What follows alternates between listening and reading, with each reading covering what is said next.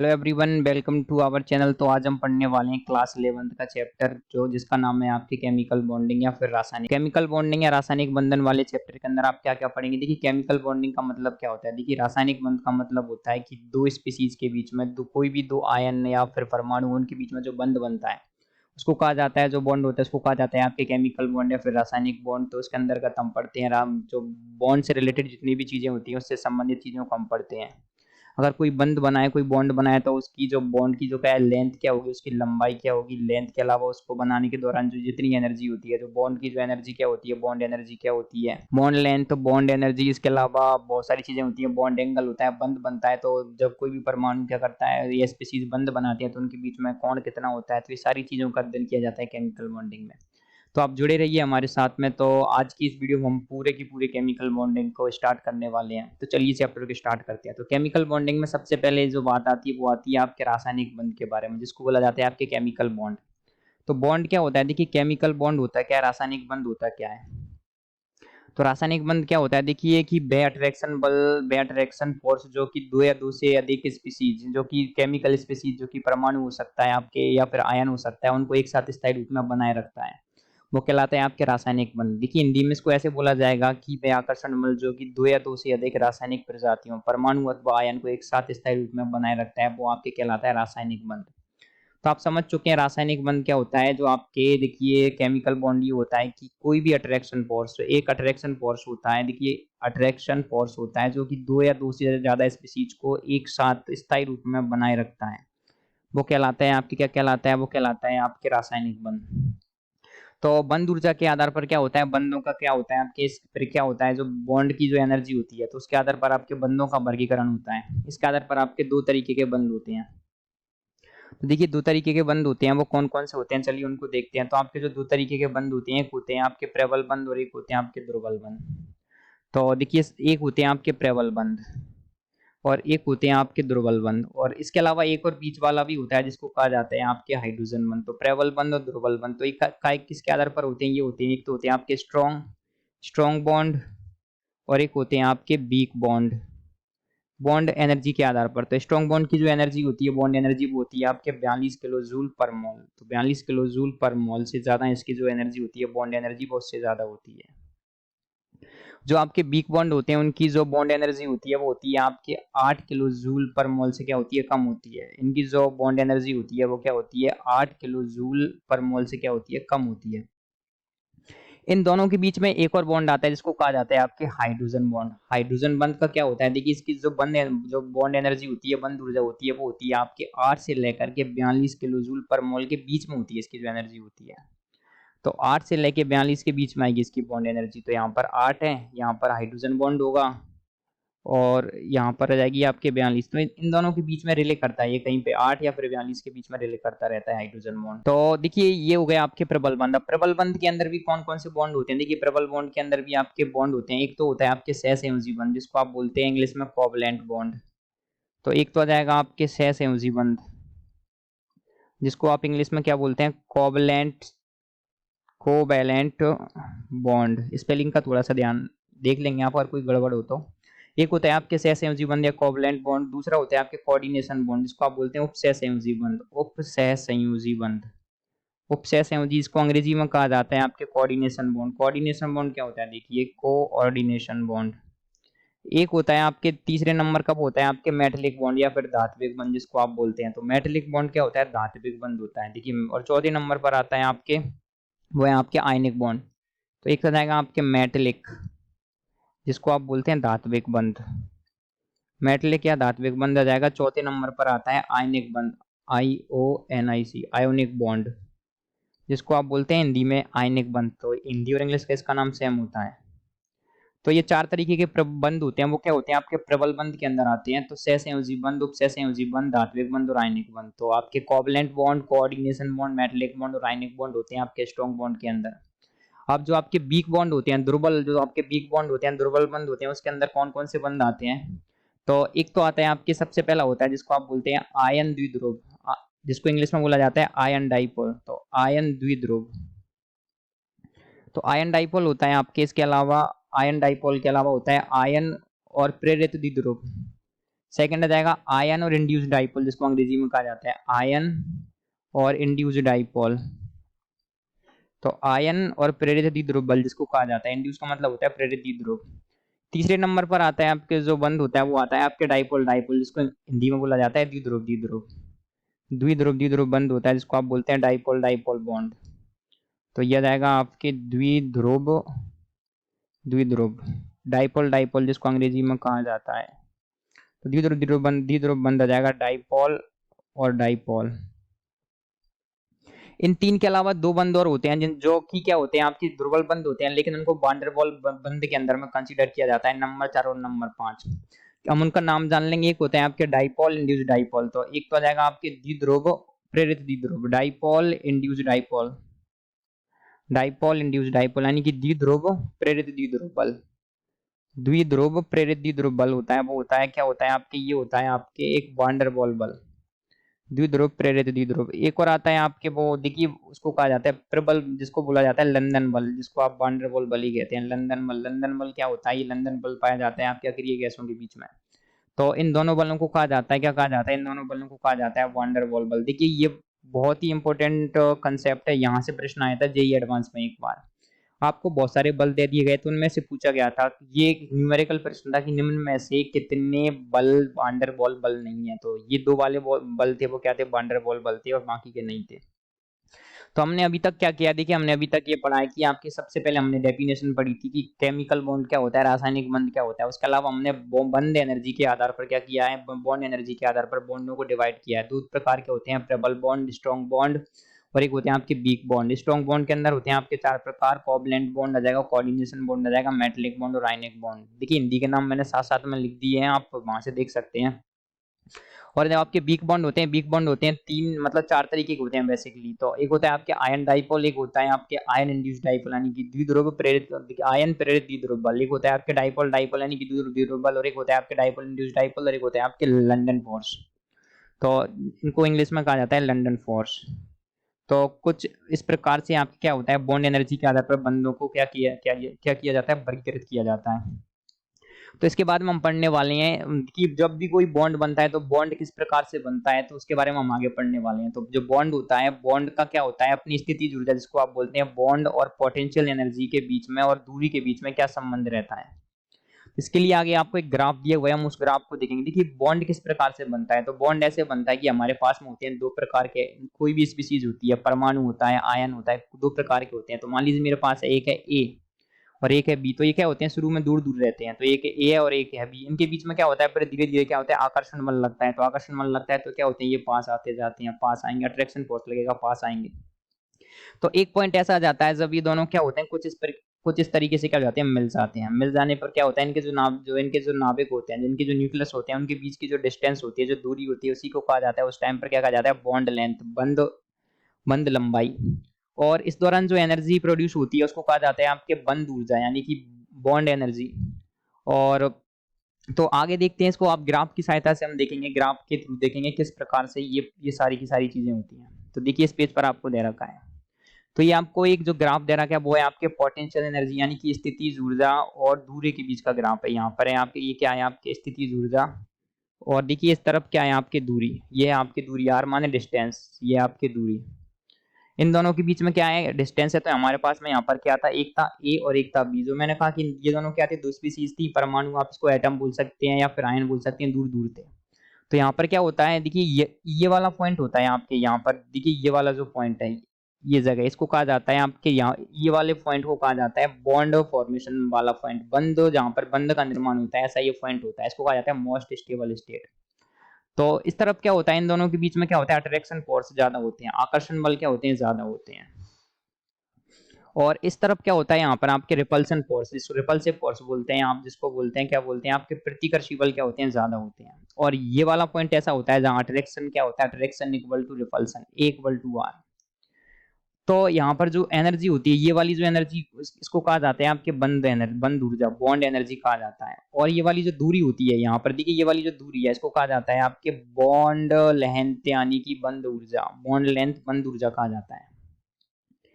तो क्योंकि ये वाला जो पॉइंट है, मान लीजिए हम इसको नाम दे देते हैं क्यू पॉइंट। तो क्यू बिंदु पर क्या हो रहा है, आपके क्यू पॉइंट पर हो रहा है बॉन्ड फॉर्मेशन। क्यू बिंदु पर बंध का निर्माण होता है, यहाँ पर मोस्ट स्टेबल स्टेट। आप इससे जैसे ही आगे की ओर जाने लगोगे ना, तो यहाँ पर रिपल्सिव फोर्स ज्यादा हो जाएंगे, और आप जैसे ही इससे इस तरफ जाने लगोगे तो यहाँ पर क्या हो जाएगा, अट्रैक्टिव फोर्स ज्यादा हो जाएंगे। तो यहाँ पर होते हैं कुछ आपके क्या होते हैं, इस प्रकार से दो आपके स्पीसीज थे, ए और बी। इसको आप आयन बोल सकते हैं, एटम बोल सकते हैं, कुछ भी बोल सकते हैं। तो ये दोनों क्या करते हैं, एक दूसरे को अट्रैक्ट करते हैं। अट्रैक्ट करने पर इनके बीच में यहाँ तक क्या लगती है, अट्रैक्टिव फोर्स लगती है। एक पॉइंट ऐसा जाता है ये वाला, जहाँ पर क्या होता है, अट्रैक्शन इक्वल टू रिपल्सन हो जाता है, आकर्षण प्रतिकर्षण के बराबर हो जाता है। और इसी पॉइंट पर क्या हो जाता है, इनके बीच में बंध का निर्माण हो जाता है, बॉन्ड बॉन्ड क्या क्या हो जाता है, फॉर्मेशन हो जाता है। इससे आगे जाओगे तो आप क्या हो जाएगा, रिपल्सिव फोर्स लग जाएंगे, और वापस से क्या हो जाएगा, ये दोनों एक दूसरे से दूर हो जाएंगे। तो यही वाला पॉइंट है जहाँ पर क्या होता है, मोस्ट स्टेबल स्टेट, जहाँ पर क्या होता है, जो आपके परमाणु और जो आयन होते हैं वो क्या कर लेते हैं, आपके एक अणु बना लेते हैं, और वहां पर क्या होता है, वो सर्वाधिक स्थायी होता है। तो देखिए ये वाला जो कंसेप्ट है ये भी बहुत इंपॉर्टेंट है। यहाँ से आपके जो जेई मेन 2020 में प्रश्न आ चुका है। इसके अलावा आपके जेई मेन के अलावा जेई एडवांस में प्रश्न आ चुका है, और नीट में इसी साल आया था, नीट में, नीट 2022 में यहाँ से प्रश्न आ चुका है। तो दिस इज द इम्पोर्टेंट। तो यहीं से कंसेप्ट था, कुछ कंसेप्ट रिलेटेड क्वेश्चन आए थे नीट में। इसमें एग्जैक्ट ऐसा नहीं आया था ग्राफ देकर के पूछा गया, लेकिन जो जेई एडवांस का एक बार एग्जाम आया था तो उसमें ऐसे ही ग्राफ दे दिया था और कुछ कुछ डाटा दे दिया गया था। तो आपसे कुछ उसमें ऐसे कुछ और चीजें भी दे रखी थी, और आपसे पूछा गया था कि यहाँ पर बॉन्ड एनर्जी क्या होगी, बॉन्ड लेंथ क्या होगी। तो ऐसे पूछा था कि वो कौन सी डिस्टेंस होगी जिसके बाद में क्या हो जाएगा, बॉन्ड क्या हो जाएगा, टूट जाएगा, और ऐसी कौन सी डिस्टेंस होगी जब बॉन्ड बन जाएगा। तो आप समझ पाए होंगे कि पोटेंशियल एनर्जी और डिस्टेंस के बीच में क्या संबंध रहता है, क्या उनके बीच में क्या इंटर रिलेशन रहता है। तो अब हम आगे पढ़ने वाले हैं। देखिए आगे पढ़ेंगे बॉन्ड लेंथ। देखिए बॉन्ड लेंथ जिसको आप बोलते हैं बंध लंबाई, बंध लंबाई क्या होती है, जिसको आप हिंदी में बोलते हैं बंध लंबाई या फिर बॉन्ड लेंथ। अब बॉन्ड लेंथ इसको अंग्रेजी में कहा जाता है बॉन्ड लेंथ। बॉन्ड लेंथ क्या होता है, देखिए आप सभी लोग जानते हैं जब बॉन्ड बनता है तो क्या होता है, दो स्पीसीज होती हैं। दो स्पीसीज क्या होती हैं, तो उनके बीच में क्या होते हैं, नाभिक होते हैं। दोनों स्पीसीज के नाभिकों के बीच की जो डिस्टेंस होती है, जिसको न्यूक्लियस के जो न्यूक्लियस होते हैं उनके बीच की डिस्टेंस को कहा जाता है आपके बॉन्ड लेंथ। मेरे पास मान लीजिए एक है ए, इसका न्यूक्लियस है यहाँ पर, और एक है मेरे पास बी, इसका न्यूक्लियस है यहाँ पर। अभी तो बॉन्ड का निर्माण नहीं हुआ, ये दूर दूर है। जब ये पास आएंगे तो क्या करेंगे, बॉन्ड का निर्माण कर लेंगे, बॉन्ड फॉर्मेशन कर लेंगे। तो यहाँ पर आ जाएगा इसका न्यूक्लियस ये रहा, इसका ये रहा। तो इन दोनों की न्यूक्लियस के बीच की जो डिस्टेंस होती है इसको कहा जाता है आपके bond length. This is called bond length. तो बंध लंबाई क्या होती है, देखिए एक बार मैं डेफिनेशन बोल देता हूँ कि दो बंधित परमाणुओं के नाभिकों के बीच की दूरी। तो दो क्या होता है, दो ऐसे जो क्या होते हैं आपके दो बंधित परमाणु, तो दो ऐसे एटम हैं जो एक दूसरे के साथ क्या कर चुके हैं, बॉन्ड फॉर्म कर चुके हैं। उनके जो नाभिक होते हैं, जो न्यूक्लियस होते हैं, उनके बीच की डिस्टेंस को कहा जाता है आपके बॉन्ड लेंथ कहा जाता है। अब बॉन्ड लेंथ तो समझ गए। इसके बाद जो नेक्स्ट टर्म आती है वो होती है आपके बंध ऊर्जा, जिसको इंग्लिश में बोला जाता है आपके बॉन्ड एनर्जी। अब बॉन्ड एनर्जी क्या होती है, देखिए बॉन्ड एनर्जी क्या होती है आपके बॉन्ड एनर्जी को अगर आप बोलोगे कि बॉन्ड फॉर्मेशन के दौरान जो ऊर्जा मुक्त होती है, जो एनर्जी मुक्त होती है, उसको कहा जाता है आपके बंध ऊर्जा। तो बंध निर्माण के दौरान मुक्त हुई ऊर्जा को कहा जाता है आपके, उसके दौरान जो एनर्जी मुक्त होती है उसको कहा जाता है आपके बंध ऊर्जा। The energy which is emitted during the bond formation is called as the bond energy. तो बॉन्ड एनर्जी क्या होता है, देखिए मान लीजिए मेरे पास है एक एटम है ए, इसका ये क्या, ये न्यूक्लियन है। एक और मेरे पास एटम है बी, इसका भी ये न्यूक्लियन है। तो देखिए क्या होता है, ये वाला जो न्यूक्लियन होगा, इधर के जो इलेक्ट्रॉन होंगे उन पर क्या करेगा, अपना अट्रैक्शन लगाएगा। ये वाला न्यूक्लियन है वो भी क्या करेगा, इधर के इलेक्ट्रॉन्स पर क्या करेगा, अपना अट्रैक्शन लगाएगा। लेकिन अगर ये दोनों जो न्यूक्लियन है वो आपस में क्या करेंगे, एक दूसरे के ऊपर क्या करेंगे, रिपल्सिव फोर्स लगाएंगे। और ये इलेक्ट्रॉन है वो क्या करेंगे, एक दूसरे के ऊपर क्या करेंगे, रिपल्सिव फोर्स लगाएंगे, यानी कि प्रतिकर्षी बल लगाएंगे। तो जितनी भी अट्रैक्शन बल हैं, जितनी भी अट्रैक्शन फोर्स हैं, जितनी भी रिपल्सिव फोर्स हैं, अट्रैक्शन और रिपल्सिव फोर्स के कारण क्या होता है, कुछ ऊर्जा निकलती है या फिर ऊर्जा मुक्त होती है, क्या होती है, एनर्जी रिलीज होती है, उसको कहा जाता है आपके बॉन्ड एनर्जी। तो यहाँ पर कंसेप्ट ये होता है, देखिए कंसेप्ट ये होता है, मैं एक बार हिंदी में बोलूंगा कि कोई भी प्रजाति या निकाय होती है ना, वो क्या होता है, अपनी जो पोटेंशियल एनर्जी होती है, स्थिति ऊर्जा होती है, उसको क्या करना चाहता है, कम करना चाहता है। इसके लिए क्या करता है, वो बंध का निर्माण करता है, बॉन्ड फॉर्मेट करता है। और बंध निर्माण के लिए क्या होता है, आपके जो ऑक्टेट होता है, स्थायी ऑक्टेट की क्या होता है, जो आपके स्थायी ऑक्टेट की प्राप्ति भी क्या होती है, एक महत्वपूर्ण कारक होता है, एक इंपॉर्टेंट फैक्टर होता है। किंतु क्या होता है कि हर परमाणु अष्टक की प्राप्ति के लिए भी क्या करता है, बंध का निर्माण नहीं करता है। ऐसे नहीं है कि वो क्या करे, ऑक्टेट प्राप्त करने के लिए बॉन्ड का निर्माण करे, बहुत सारी बातें होती हैं। तो बॉन्ड एनर्जी क्या होगी, बॉन्ड एनर्जी क्या होगी, बॉन्ड फॉर्मेशन के दौरान जो एनर्जी रिलीज होती है वो होती है आपके बॉन्ड एनर्जी, बंध ऊर्जा। तो बंध निर्माण के दौरान मुक्त ऊर्जा आपके बंध ऊर्जा कहलाती है। तो आप समझ पाए होंगे बंध ऊर्जा क्या होती है। इसके बाद हम पढ़ेंगे नेक्स्ट टॉपिक है, वो है आपके इलेक्ट्रॉन न्यून या फिर न्यून संयोजी यौगिक, जिसको इंग्लिश में कहा जाता है हाइपोवैलेंट। हाइपोवैलेंट देखिए हाइपोवैलेंट कंपाउंड्स या हाइपोवैलेंट स्पीसीज क्या होते हैं, देखिए इसको हिंदी में कहा जाता है आपके इलेक्ट्रॉन न्यून। इलेक्ट्रॉन न्यून देखिए नाम से आप पता लगा पाएंगे कि न्यून का मतलब होता है कम और इलेक्ट्रॉन माने होता है इलेक्ट्रॉन। तो इलेक्ट्रॉन न्यून या फिर जिसको बोला जाता है आपके न्यून संयोजी, न्यून यानी कि कम, संयोजी यानी होती है संयोजकता, वैलेंसी। इलेक्ट्रॉन न्यून या फिर न्यून संयोजी यौगिक ये क्या होते हैं, देखिए कुछ ऐसे कंपाउंड्स होते हैं जिनमें क्या होता है, जो आपके ऑक्टेट होता है, अष्टक होता है, वो पूरा नहीं होता, उसको कहा जाता है आपके इलेक्ट्रॉन न्यून या फिर न्यून संयोजी यौगिक। तो इनमें क्या होता है, जो ऑक्टेट होता है, देखिए ऑक्टेट का मतलब होता है उसका जो बाह्यतम कोश होता है, जो जो उसका बैलेंस सेल होता है, उसमें कितने इलेक्ट्रॉन होने चाहिए, 8 इलेक्ट्रॉन होने चाहिए। जो उसका आउटर सेल है उसमें 8 इलेक्ट्रॉन होने चाहिए, लेकिन नहीं होते हैं। तो यौगिक जिनके केंद्रीय परमाणु के पास कुल संयोजी इलेक्ट्रॉनों की संख्या बंध निर्माण के बाद में 8 से कम न्यून संयोजी कहलाते हैं। तो ऐसे कंपाउंड्स जिसका जो क्या होता है सेंट्रल एटम के पास में after the bond formation the number of total electrons are less than 8 are called as the hypovalent compounds। तो ऐसे यौगिक जिनमें केंद्रीय परमाणु के पास कुल संयोजी इलेक्ट्रॉन की संख्या बंध निर्माण के बाद 8 से कम न्यून संयोजी यौगिक कहलाते हैं। तो 8 इलेक्ट्रॉन से कम होनी चाहिए जो उसका जो सेंट्रल एटम होता है उसके पास में टोटल इलेक्ट्रॉन्स की संख्या आफ्टर दी बॉन्ड फॉर्मेशन। इसके कुछ आप एग्जांपल्स देख सकते हैं। एग्जांपल क्या हो सकते हैं, देखिए मैं आपको बता दूंगा BCl3। BCl3 एक है आपके BCl2, एक है आपके BeH2 और भी बहुत सारे हो सकते हैं। आप देखेंगे यहाँ पर BCl3 में जो बोरॉन होता है, बोरॉन क्या है आपके यहाँ पर सेंट्रल एटम में, केंद्रीय परमाणु है, उसके पास टोटल इलेक्ट्रॉन्स की जो संख्या होती है वो होती है 6 इलेक्ट्रॉन्स, 6 इलेक्ट्रॉन्स। यहाँ पर BCl2 के पास में जो टोटल इलेक्ट्रॉन्स की संख्या होती है वो आते हैं आपके 4 इलेक्ट्रॉन्स। यहाँ पर BH2 के पास में टोटल इलेक्ट्रॉन्स की संख्या कितनी आ जाएगी आपके 4। आप चाहे तो इसकी स्ट्रक्चर बना सकते हैं, ये बोरॉन, ये क्लोरीन, ये क्लोरीन और ये क्लोरीन। आप देख सकते हैं 2 इलेक्ट्रॉन ये रहेंगे, 2 ये रहेंगे, 2 ये रहेंगे, तो मतलब टोटल 6 इलेक्ट्रॉन्स। तो आप समझ पाएंगे कि इलेक्ट्रॉन न्यून यानी कि हाइपोवैलेंट कंपाउंड्स क्या होते हैं, इलेक्ट्रॉन न्यून या फिर न्यून संयोजी यौगिक, ऐसे यौगिक जिनके पास में बंध निर्माण के बाद में केंद्रीय परमाणु के पास टोटल इलेक्ट्रॉन्स की संख्या 8 से कम हो, वो कहलाएंगे आपके हाइपोवैलेंट कंपाउंड्स। इसके अलावा न्यून संयोजी यौगिक क्या होते हैं, सामान्य तौर पर क्या होते हैं, लुईस एसिड यानी कि लुईस अम्ल की तरह व्यवहार करते हैं। अब लुईस अम्ल क्या होते हैं, लुईस अम्ल वो होते हैं क्या करते हैं, जो क्या करते हैं इलेक्ट्रॉन्स को ग्रहण करते हैं। इसके बारे में आप आगे पढ़ने वाले हैं। लुईस एसिड क्या होते हैं, जो इलेक्ट्रॉन्स को ग्रहण करते हैं। ये इलेक्ट्रॉन्स इनको ग्रहण करने का मतलब इलेक्ट्रॉन्स को अपने पास लेने का जो क्या करते हैं कि जो टेंडेंसी दिखाते हैं वो कहलाते हैं आपके लुईस एसिड्स। आप देख पाएंगे AlCl3 के पास में क्या है, टोटल 6 इलेक्ट्रॉन्स हैं एल्यूमिनियम के पास में। तो ये चाहेगा जो एल्यूमिनियम है वो ये चाहेगा कि मेरे पास जो मेरा ऑक्टेट है, जो अष्टक है, वो क्या हो जाए, पूर्ण हो जाए, पूरा हो जाए। तो इसके लिए मैं क्या चाहूंगा, मेरे पास 2 इलेक्ट्रॉन आ जाए। तो ये ऐसी प्रवृत्ति रखेगा हमेशा कि इसके पास इलेक्ट्रॉन्स आते रहें, इसलिए ये क्या करता है, ऐसा व्यवहार करता है। और इसको सबसे पहले लुईस ने देखा था, इसलिए इनको कहा जाता है लुईस एसिड। इसके बारे में आप जो चैप्टर आएगा इक्विलिब्रियम, उसमें और आगे डिटेल में पढ़ेंगे। इसके बाद जो हमारा नेक्स्ट टॉपिक आता है वो आता है आपके अतिसंयोजी या अष्टक प्रसार वाले यौगिक, जिसको हिंदी में कहा जाता है अतिसंयोजी या अष्टक प्रसार वाले यौगिक, और इंग्लिश में कहा जाता है इसको हाइपरवैलेंट कंपाउंड्स।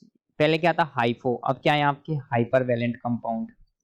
तो हाइपरवैलेंट कंपाउंड्स क्या होते हैं, देखिए ऐसे कंपाउंड्स जिसमें क्या होता है after the bond formation the total electrons on the central atoms are more than 8। तो बॉन्ड फॉर्मेशन के बाद में क्या होता है, अगर आपके पास में जो केंद्रीय परमाणु होता है, सेंट्रल एटम होता है, उसके पास में टोटल इलेक्ट्रॉन्स की संख्या 8 से ज्यादा हो, तो 8 इलेक्ट्रॉन से यहाँ पर ज्यादा हो जाती है तो वो कहलाते हैं आपके हाइपरवैलेंट यानी कि अतिसंयोजी या फिर अष्टक प्रसार वाले यौगिक। अष्टक प्रसार यानी कि ऑक्टेट को क्या कर लेते हैं, एक्सपेंशन कर लेते हैं। तो इसकी जो डेफिनेशन होगी कुछ इस तरीके से होगी, एकदम सुस्पष्ट शब्दों में हिंदी में ऐसे रहती है कि ऐसे यौगिक जिनमें केंद्रीय परमाणु के पास बंध निर्माण के बाद 8 से ज्यादा संयोजी इलेक्ट्रॉन हो, वो कहलाते हैं आपके क्या कहलाते हैं, अतिसंयोजी यौगिक कहलाते हैं, हाइपरवैलेंट यौगिक कहलाते हैं, जिसको आप बोलते हैं अष्टक प्रसार यानी कि अपने ऑक्टेट का क्या कर लेते हैं, ये एक्सपेंशन कर लेते हैं, ऑक्टेट का एक्सपेंशन कर लेते हैं। अब इसके आप एग्जांपल देख सकते हैं। एग्जांपल में आप पाएंगे, देखिए एग्जांपल में क्या क्या है आपके, एक होता है PCl5, एक होता है आपके XeF2, XCF2, एक होता है आपके SF4। अब कैसे, देखिए आप PCl5 के पास होते हैं टोटल 10 इलेक्ट्रॉन, XCF2 के पास में भी 10 होते हैं और SF4 के पास में भी 10 होते हैं। आप देख सकते हैं कुछ इस तरीके से होते हैं। देखिए हम बनाएंगे XCF2 को बनाना चाहेंगे। XCF2 किस प्रकार से होता है, देखिए जीनोन के पास में होते हैं टोटल 8 इलेक्ट्रॉन। तो जीनोन ने बना रखा है, बंद बना रखा है आपके फ्लोरीन के साथ में, और एक और इसने बंद बना रखा है आपके फ्लोरीन के साथ में, बॉन्ड फॉर्म कर रखा है। तो जीनोन के पास टोटल 8 इलेक्ट्रॉन्स होते हैं। तो 1 2 3 4 5 6 7 और 8। फ्लोरीन का एक इलेक्ट्रॉन यहाँ पर आ गया, यहाँ पर एक और आ गया फ्लोरीन का इलेक्ट्रॉन। फ्लोरीन के पास टोटल 6 इलेक्ट्रॉन होते हैं, 2 4 और 6। इधर भी आ जाएंगे 2 4 6। तो मैंने क्या किया, फ्लोरीन के जो इलेक्ट्रॉन्स हैं उनको डॉट से रिप्रेजेंट किया है, और जीनोन के इलेक्ट्रॉन्स को मैंने एक्स से रिप्रेजेंट किया है। तो आप पाएंगे जीनोन के पास में 2 4 6 8 10 इलेक्ट्रॉन हो चुके हैं। तो जीनोन के पास में टोटल इलेक्ट्रॉन्स की संख्या कितनी हो गई, 10। तो जो आपके सेंट्रल एटम होता है केंद्रीय परमाणु के पास में, आफ्टर दी बॉन्ड फॉर्मेशन, बंद बनने के बाद क्या होना चाहिए, बंद बनने के बाद में टोटल इलेक्ट्रॉन्स की जो संख्या है वो क्या हो जाती है, 10 से ज्यादा हो जाती है। तो इसको कहा जाता है आपके हाइपरवैलेंट, यानी कि अति संयोजी या फिर अष्टक प्रसार वाले यौगिक। तो अष्टक प्रसार वाले यौगिक क्या होता है, देखिए तो पहले क्या थे जो आपके हाइपोवैलेंट, यानी कि वो क्या काय की तरह व्यवहार कर रहे थे, वो कर रहे थे आपकी लुईस एसिड की तरह बिहेव कर रहे थे। लेकिन ये वाले जो यौगिक होते हैं वो आपके लुईस बेस की तरह बिहेव करते हैं, लुईस बेस की तरह बिहेव करते हैं। तो लुईस बेस की तरह ये बिहेव करते हैं। अब लुईस क्षारक क्या होते हैं, लुईस क्षारक की तरह व्यवहार क्या करते हैं, तो ऐसे यौगिक क्या करते हैं जो इलेक्ट्रॉन देने की प्रवृत्ति रखते हो ना, वो जो इलेक्ट्रॉन्स को डोनेट करने की प्रवृत्ति रखते हो वो कहलाते हैं आपके लुईस बेस कहलाते हैं। तो ये कहा जाता है कि अति संयोजी यौगिक या फिर न्यून संयोजी यौगिक क्या करते हैं, लुईस अष्टक नियम का पालन नहीं करते। तो जो आपने लुईस ने आपके ऑक्टेट नियम दिया था ना, उसका ये दोनों पालन नहीं करते ना, तो आपके हाइपोवैलेंट और ना ही आपके हाइपरवैलेंट कंपाउंड्स बोथ आर नॉट क्या करते हैं, आपके अष्टक नियम का पालन नहीं करते हैं। अब यहाँ पर बहुत सारे लोगों के मन में डाउट आता है, अक्सर ये प्रश्न बहुत बार एग्जाम्स में आ चुका है कि क्या AlF3 आपके एक न्यून संयोजी या फिर हाइपोवैलेंट कंपाउंड है। तो नहीं है। कारण क्या होता है, जो आपके AlF3 में क्या है, ये आपके एक आयनिक कंपाउंड है, आयोनिक कंपाउंड है, यानी कि आयनिक है। ए एल्यूमिनियम प्लस 3 के तौर पर पाया जाता है, और 3 F माइनस होते हैं ना, वो इसके साथ में बॉन्ड बनाते हैं। तो ये तो आयनिक होने की वजह से क्या करता है, आपके लुईस अष्टक नियम का पालन करता है। तो लुईस का जो ऑक्टेट नियम रूल होता है उसका ये पालन करता है, क्योंकि ये आयनिक नियम है। और इसी के साथ आपको दे रखा है कि AlCl3, AlBr3 और AlI3, AlCl3, AlBr3 और AlI3 क्या करते हैं, लुईस के जो ऑक्टेट नियम है उसका पालन नहीं करते हैं, क्योंकि ये क्या होते हैं, सहसंयोजी होते हैं, यानी कि कोवलेंट होते हैं। AlCl3, AlBr3 और AlI3 क्या होते हैं, सहसंयोजी होने की वजह से क्या होते हैं, कोवलेंट होने की वजह से क्या करते हैं, लुईस अष्टक नियम का पालन नहीं करते हैं, लुईस ऑक्टेट नियम को क्या करते हैं, ये फॉलो नहीं करते हैं। अगर आपको आपके पास में कोई भी कहीं पर भी दे रखा हो BX2, और यहाँ पर क्या X क्या हो सकता है, आपके X हो सकता है फ्लोरीन, हो सकता है क्लोरीन, हो सकता है ब्रोमीन, हो सकता है या फिर आयोडीन हो सकता है। तो ये वाले जो कंपाउंड होंगे वो कहलाएंगे आपके सहसंयोजी या फिर कोवलेंट। देखिए सहसंयोजी को इंग्लिश में बोला जाता है कोवलेंट। तो जो इंग्लिश मीडियम वाले बच्चे हैं वो चिंतित ना हो। तो इसके बाद हम पढ़ेंगे, देखिए कोवलेंट हो गया, आगे हम पढ़ने वाले हैं क्या पढ़ेंगे, देखिए आगे ये है आपके पास में कि एक बहुत ही इंपॉर्टेंट कंसेप्ट ये होता है कि मैग्नीशियम MgBr2 और एक होता है आपके MgI2। ये दोनों क्या होते हैं, MgBr2 और MgI2 दोनों होते हैं आपके सहसंयोजी या फिर कोवैलेंट, ये होते हैं आपके सहसंयोजी, ये सहसंयोजी के तौर पे पाए जाते हैं। और एक और होता है आपके +1 संयोजकता वाले और +2 1 वैलेंसी वाले। देखिए sodium plus potassium, sodium potassium rubidium caesium, sodium potassium, एक होता है रूबिडियम सीजियम, और एक होता है अमोनियम +1। और +2 में आप जाओगे ना, देखिए +2 ग्रुप में आ जाते हैं आपके, देखिए कैल्शियम +2, कैल्शियम +2, स्ट्रोंशियम +2 आ जाएगा। उसके अलावा आपके बेरियम +2। ये जितने भी मैंने यहाँ पर जो कंपाउंड लिखे हैं, ये दोनों को मिलाकर के जहां पर भी आपको दिख जाए ना, ये यौगिक और ये यौगिक बना लें, तो ये बनाएंगे ऑलवेज, हमेशा ये आयनिक कंपाउंड बनाते हैं। आयनिक क्यों बनाते हैं, क्योंकि ये क्या होते हैं, आयंस के तौर पर पाए जाते हैं। देखिए सोडियम प्लस के तौर पर पाया जाता है पोटेशियम +1, रूबिडियम +1, सीजियम +1 और अमोनियम +1। तो ये जहां पर भी पाए जाएंगे ये आपके आयनिक कंपाउंड बनाएंगे, कैल्शियम +2, स्ट्रोंशियम +2 और बेरियम +2। तो जहां पर भी ये पाए जाएंगे आपके आयनिक कंपाउंड बनाएंगे। इसके बाद हम जो हमारा नेक्स्ट कंसेप्ट पढ़ने वाले हैं केमिकल बॉन्डिंग चैप्टर के अंदर है, वो है आपके कोवैलेंसी, जिसको आप हिंदी में बोलते हैं सहसंयोजकता।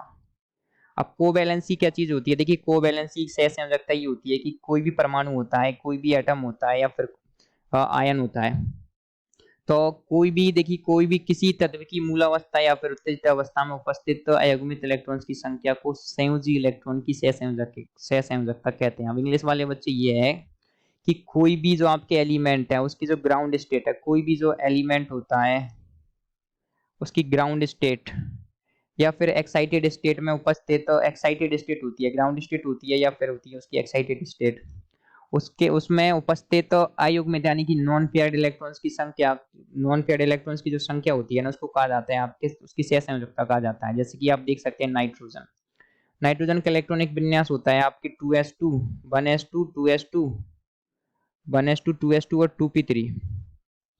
तो आप यहाँ पर पाएंगे इसके अंदर नॉन पेयर्ड इलेक्ट्रॉन की संख्या कितनी है, आप पाओगे यहाँ पर नॉन पेयर्ड इलेक्ट्रॉन कितनी है, 3। तो नाइट्रोजन की जो कोवैलेंसी जिसको आप हिंदी में बोलते हैं सहसंयोजकता कितनी हो जाएगी, नाइट्रोजन की सहसंयोजकता हो जाएगी आपके 3।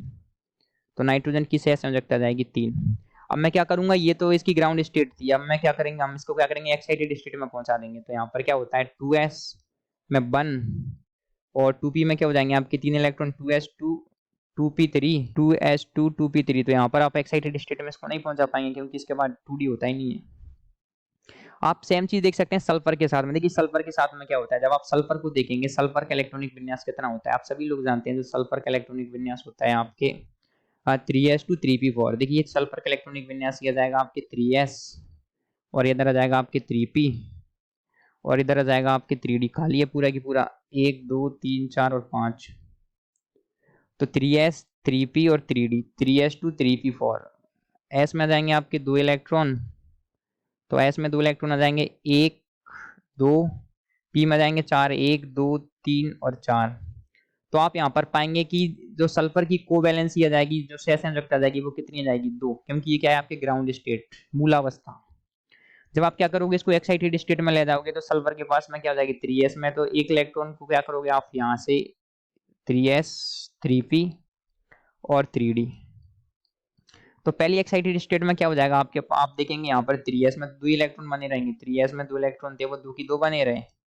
पी में कितने थे आपके पास, 1 2 3, एक इलेक्ट्रॉन यहाँ से उठा करके हमने क्या कर दिया यहाँ पर पहुंचा दिया, तो यहाँ पर हो जाएंगे 4 3s2 3p3 और 3d1। तो आप देखेंगे यहाँ पर नॉन पेयर्ड यानी कि अयुग्मित इलेक्ट्रॉनों की संख्या कितनी हो जाएगी, 4 हो जाएगी। 4 होने की वजह से यहाँ पर क्या हो जाएगा, जो आपके जो कोवैलेंसी हो जाएगी सल्फर की जिसको आप बोलते हैं सहसंयोजकता, वो कितनी हो जाएगी 4 हो जाएगी। तो मेरा उद्देश्य ये था आपको सहसंयोजकता समझाना, कोवैलेंसी समझाना।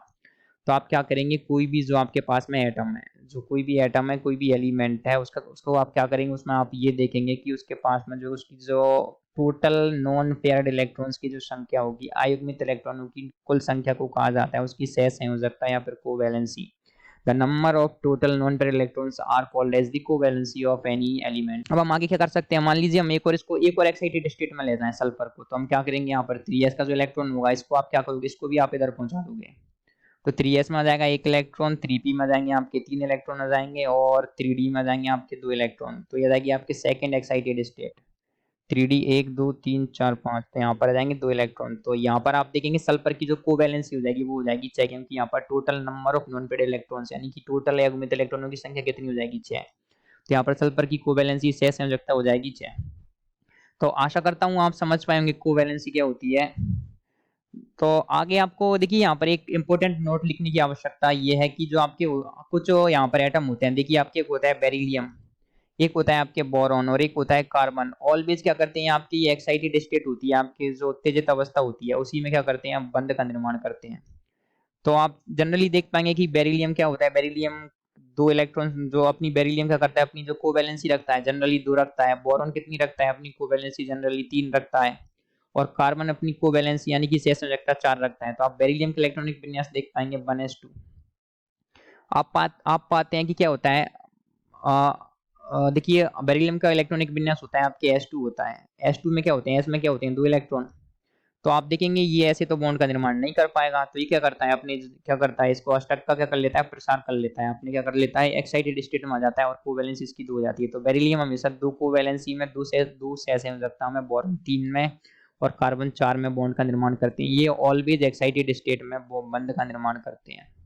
तो this is the important point that beryllium, boron and carbon always form the bond in the excited state. अब हम पढ़ेंगे ऑक्सीकरण संख्या, ऑक्सीडेशन स्टेट क्या होता है। देखिए ऑक्सीकरण संख्या, ऑक्सीकरण संख्या, ऑक्सीडेशन स्टेट या फिर ऑक्सीडेशन नंबर क्या होता है। जो हमारा नेक्स्ट टॉपिक आने वाला है वो है आपके ऑक्सीकरण संख्या। अब ऑक्सीकरण संख्या क्या होता है, देखिए आप सभी लोग जानते हैं ऑक्सीकरण संख्या के बारे में, आप ऑलरेडी आगे भी पढ़ने वाले हैं इस चैप्टर क्लास 11th के अंदर। तो ऑक्सीकरण संख्या क्या होता है, हम सभी लोग जानते हैं कि कोई भी क्या होता है, जो एटम्स एलिमेंट्स होते हैं क्या होते हैं, वो बॉन्ड बनाते हैं। तो बॉन्ड बनाने के बाद में क्या करेंगे, आप देख पाएंगे कि किसी भी जो आपके एटम है, एलिमेंट, उसके पास में टोटल चार्ज कितना होगा, वो कहलाएगा आपके ऑक्सीकरण संख्या। इसकी डेफिनेशन कुछ इस तरीके से होती है कि किसी भी बॉन्ड को अगर आयनिक मानते हुए क्या कर दिया जाए, तोड़ दिया जाए, तो जो आपके क्या होता है, जो आपके मॉलिक्यूल में उपस्थित जो एटम होते हैं उन पर आने वाले आवेश को ऑक्सीडेशन स्टेट कहते हैं। तो किसी भी बंध को आयनिक मानते हुए यदि तोड़ा जाए तो अणु में उपस्थित परमाणुओं पर आने वाले आवेश को ऑक्सीडेशन स्टेट कहते हैं। तो जैसे आप एग्जांपल देख सकते हैं CCl4 का, कार्बन क्लोरीन, इसके साथ में 4 क्लोरीन जुड़ रही हैं। अगर किसी भी बॉन्ड को आयोनिक मानते हुए तोड़ा जाए तो जो आपके मॉलिक्यूल होता है उसमें उपस्थित जो आपके एटम्स होते हैं उन पर आने वाले जो चार्ज होता है उसको कहा जाता है आपके ऑक्सीडेशन स्टेट। तो देखिए हम यहाँ पे क्या करेंगे, इन सारे के सारे बॉन्ड्स को तोड़ देंगे। तो कार्बन और क्लोरीन के बीच में क्लोरीन पर आ जाएगा -1 चार्ज, यहाँ पर आ जाएगा, कार्बन पर आ जाएगा आपके +1 चार्ज, क्लोरीन पर यहाँ पर आ जाएगा -1, कार्बन पर फिर से आ जाएगा +1, क्लोरीन पर -1, कार्बन पर फिर से आ जाएगा +1, क्लोरीन पर -1, कार्बन पर फिर से आ जाएगा +1। तो आप देखेंगे कार्बन पर 4 बार +1 चार्ज आ चुका है। तो प्लस प्लस बनाने की वजह से ये 4 बार कार्बन पर टोटल चार्ज आ जाता है प्लस चार्ज, क्लोरीन पर, प्रत्येक क्लोरीन पर जो टोटल चार्ज आ जाता है वो आ जाता है -1। तो आप बोल सकते हैं कि कार्बन की जो ऑक्सीकरण, जो कार्बन की जो ऑक्सीडेशन स्टेट होगी ना OS, वो आ जाएगी आपके +4, क्लोरीन की जो OS हो जाएगी वो आ जाएगी आपके -1। तो किसी भी बॉन्ड को तोड़ा जाए और तोड़ने के बाद में जो आवेश आता है उसके ऊपर जो चार्ज आता है वो कहलाता है आपके ऑक्सीडेशन स्टेट कहलाता है। तो एक और एग्जांपल है आपके, वो है आपके CH2Cl2। CH2Cl2 में क्या होता है, कार्बन कार्बन, 2 हाइड्रोजन होते हैं आपके पास में, 2 होते हैं क्लोरीन। तो अब आप यहाँ पर कार्बन पर टोटल चार्ज, कार्बन की ऑक्सीकरण अवस्था निकालना चाहेंगे हम यहाँ पर। तो देखिए क्लोरीन के सापेक्ष जब आप नापोगे तो क्लोरीन पर -1, तो यहाँ पर कार्बन पर +1, क्लोरीन पर -1 तो कार्बन पर +1, हाइड्रोजन पर आ जाएगा आपके +1 तो कार्बन पर आ जाएगा -1, हाइड्रोजन पर आ जाएगा +1 तो कार्बन पर आ जाएगा -1। तो आप देखेंगे कार्बन पर 2 बार +1 है, 2 बार -1 है, तो कार्बन का जो टोटल आवेश आ जाएगा वो आ जाएगा, टोटल चार्ज आ जाएगा 0। तो यहाँ पर कार्बन की जो ऑक्सीडेशन स्टेट आ जाएगी, ऑक्सीकरण नंबर आ जाएगा, वो आ जाएगी आपके 0। हाइड्रोजन की कितनी आ जाएगी, +1 आ जाएगी, क्लोरीन की आ जाएगी -1। तो तो कार्बन की कितनी आ रही है, 0। तो आप समझ पा रहे होंगे कि आपके जो ऑक्सीकरण संख्या होती है, ऑक्सीडेशन स्टेट होती है, वो क्या होती है। तो आशा करता हूँ आप यहाँ तक समझ पाए होंगे। तो आज हमने क्या-क्या समझा, देखिए सबसे पहले हमने समझा कि केमिकल बॉन्ड क्या होता है, रासायनिक बंध क्या होता है। रासायनिक बंध क्या होता है, उसके बाद में हमने पढ़ा था कि बॉन्ड एनर्जी, बंध ऊर्जा के आधार पर बंधों का वर्गीकरण, प्रबल बंध कुछ होते हैं आपके स्ट्रॉन्ग बॉन्ड होते हैं, कुछ होते हैं आपके वीक बॉन्ड होते हैं, एक होता है आपके हाइड्रोजन बॉन्ड जो दोनों के बीच में आता है। स्ट्रॉन्ग बॉन्ड के भी आपके 4 पार्ट होते हैं, एक होते हैं आपके सहसंयोजी बंध या कोवैलेंट बॉन्ड आ जाते हैं, जिसको उपसहसंयोजी बंध या फिर कोऑर्डिनेशन बॉन्ड, इसके अलावा धात्विक बॉन्ड यानी कि मेटालिक बॉन्ड, और एक होते हैं आपके आयनिक बंध, आयनिक बॉन्ड। अब दुर्बल बल कितने प्रकार के होते हैं, दुर्बल बल बेसिकली 5 प्रकार के होते हैं, जिसमें से लास्ट के 2 को कहा जाता है वान डेर वाल्स बल। अब वान डेर वाल्स बल कौन-कौन से होते हैं, एक होते हैं आपके डाइपोल और इंड्यूस्ड डाइपोल यानी कि द्विध्रुव प्रेरित द्विध्रुवाकर्षण बल, और एक होते हैं आपके लंदन बल। तो इन दोनों को कहा जाते हैं आपके, इन दोनों को मिलाकर के कहा जाता है वान डेर वाल्स बल। और जो वीक फोर्स होते हैं, वीक फोर्स के शुरू के 3 टाइप होते हैं, एक होते हैं आपके आयन डाइपोल बल यानी कि आयन डाइपोल, आयन द्विध्रुव बल, सेकंड आ जाता है आपके द्विध्रुव द्विध्रुव डाइपोल डाइपोल, और एक आ जाता है आपके आयन इंड्यूस्ड डाइपोल, आयन और प्रेरित द्विध्रुव बल। और हाइड्रोजन बॉन्ड की जो बॉन्ड एनर्जी वो क्या होती है, 8 से लेकर के 42 किलो जूल प्रति मोल के बीच में होती है। और जो वीक फोर्स होते हैं उनकी जो बॉन्ड एनर्जी होती है वो 8 से कम होती है। जो स्ट्रॉन्ग बॉन्ड होते हैं उनकी बॉन्ड एनर्जी क्या होती है, 42 किलो जूल पर मोल से ज्यादा होती है। इसके बाद में हमने पढ़ा था कि पोटेंशियल एनर्जी और डिस्टेंस के बीच का जो ग्राफ था वो पढ़ा था। पोटेंशियल एनर्जी और डिस्टेंस के बीच का जो ग्राफ होता है वो किस प्रकार से होता है, कुछ इस तरीके से होता है। इधर देखोगे आप तो यहाँ पर क्या होता है, अट्रैक्टिव फोर्स ज्यादा होती है, यहाँ पर क्या होता है, अट्रैक्शन इक्वल टू रिपल्सन बराबर हो जाते हैं, और उसके बाद में क्या होता है, रिपल्सिव फोर्स ज्यादा हो जाते हैं। ये वाली जो एनर्जी होती है इसको कहा जाता है बॉन्ड एनर्जी, ये वाली जो लेंथ होती है इसको कहा जाता है बॉन्ड लेंथ यानी कि बंध ऊर्जा। उसके बाद में हमने पढ़ा था कि बॉन्ड लेंथ क्या होती है। इसके बाद हमने बॉन्ड लेंथ की बेसिकली डेफिनेशन देखी थी, बंध लंबाई क्या होती है। उसके बाद हमने पढ़ा था कि इलेक्ट्रॉन न्यून यानी कि हाइपोवैलेंट या फिर न्यून संयोजी यौगिक। उसके बाद हमने पढ़ा था हाइपरवैलेंट यानी कि अति संयोजी या पृष्ठक प्रसार वाले यौगिक। यौगिक जिनका क्या होता है, जिनका ऑक्टेट में क्या होते हैं 8 से ज्यादा इलेक्ट्रॉन आ जाएंगे तो वो हो जाएंगे आपके हाइपरवैलेंट, 8 से कम इलेक्ट्रॉन हो जाएंगे तो वो हो जाएंगे आपके हाइपोवैलेंट। न्यून संयोजी और अति संयोजी यौगिक। फिर हमने पढ़ा था कि कौन कौन से यौगिक होते हैं, वो क्या होते हैं, आयनिक होते हैं। तो आयनिक की कुछ हमने एग्जांपल पढ़े थे, उसके अलावा हमने कुछ अलग अलग एग्जांपल्स भी पढ़े थे। इसके बाद हमने पढ़ा था कोवैलेंसी, सहसंयोजकता क्या होता है। तो कोवैलेंसी क्या होता है कि जो ग्राउंड स्टेट या फिर एक्साइटेड स्टेट में total number of non paired electron, अयुग्मित इलेक्ट्रॉनों की संख्या को क्या कहा जाता है, आपके सहसंयोजकता कहा जाता है। उसके बाद में हमने पढ़ा था आपके, उसके बाद हमने पढ़ा था ऑक्सीकरण संख्या। ऑक्सीकरण संख्या क्या होती है, ऑक्सीडेशन स्टेट। ऑक्सीडेशन स्टेट क्या होता है कि जो उसके टोटल बॉन्ड है उसको तोड़ा जाए, ये मान करके आयनिक मानते हुए तोड़ा जाए। तो जो एटम होता है, जो आपके एलिमेंट होता है, उस पर जो आने वाला चार्ज होता है उसको कहा जाता है आपके ऑक्सीकरण संख्या या फिर ऑक्सीडेशन स्टेट।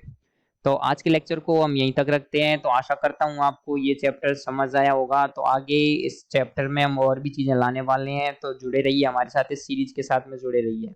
हम आगे और भी इंटरेस्टिंग चैप्टर्स लाने वाले हैं। और आप किस प्रकार से, अगर और कुछ आपको आप हमें कुछ सजेशंस देना चाहते हैं तो आप हमें कमेंट कर सकते हैं। और इसी प्रकार की और वीडियोस देखने के लिए हमारे साथ में जुड़े रहिए।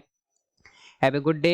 Thank you guys, thanks for watching this video. हम, और अगर आपको ये सीरीज अच्छी लग रही हो तो आप हमारे चैनल को सब्सक्राइब कर सकते हैं। अगर आप सब्सक्राइब करोगे तभी हमारा जो कॉन्फिडेंस होता है वो बढ़ता है और हम आगे आपको बहुत अच्छी अच्छी वीडियोस लाते रहेंगे। Thank you guys.